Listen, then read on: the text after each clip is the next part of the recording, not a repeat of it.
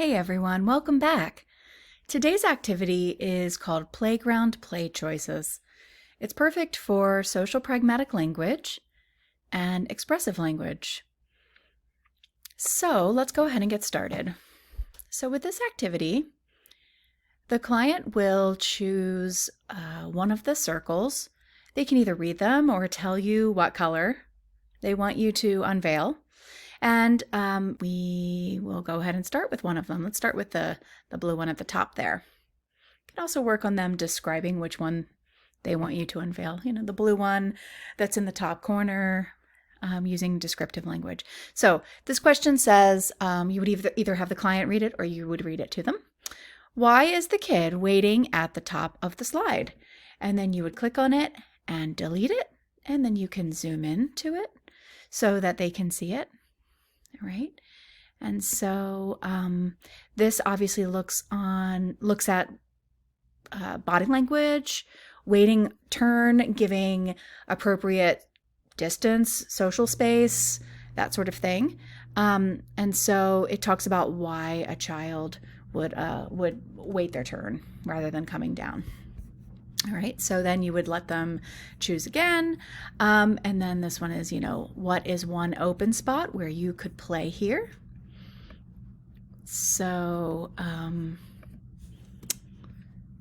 so this gives lots of different choices of places where a child could choose to play.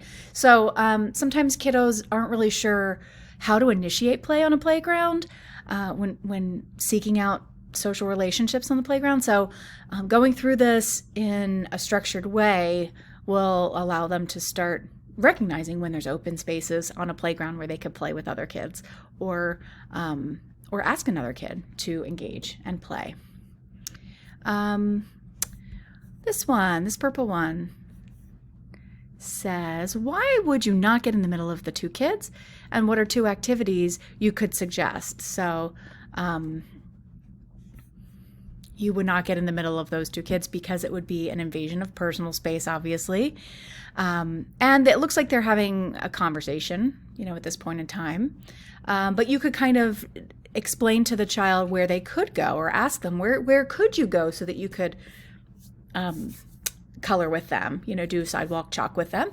And obviously there's space over here on this side, and that's where the free chalk is as well, the open chalk that isn't being used. So, and then the other question was, what are two activities you could ask them to do, or you could invite them to do?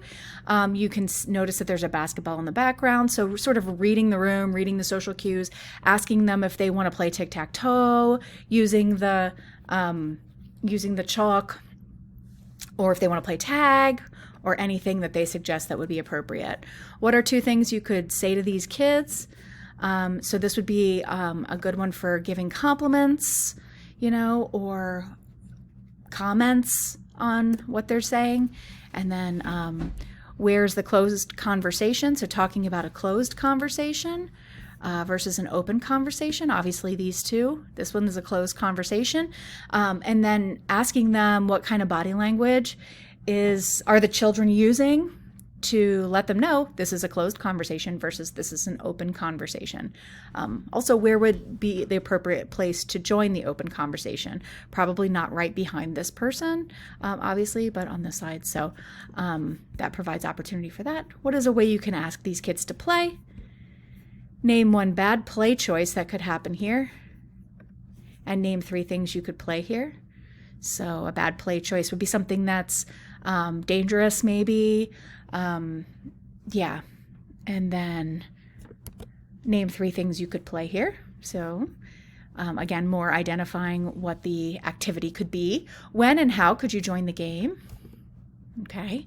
So knowing when to take a turn, knowing when to jump in, not expecting that everybody's going to stop the game that they're already doing, just so that you can join in. You have to wait until the game is over or there's an appropriate pause, natural pause in the game. And the other question was, how could you join the game? And obviously using their words to ask if they could play too. And then this one, of course, what is the problem in the picture?